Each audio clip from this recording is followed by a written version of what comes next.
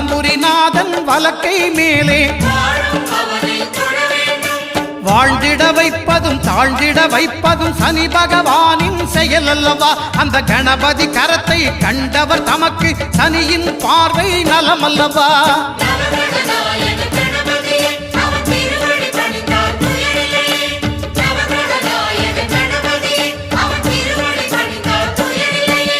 ஒன்பது கோளும் ஒன்றாய் காண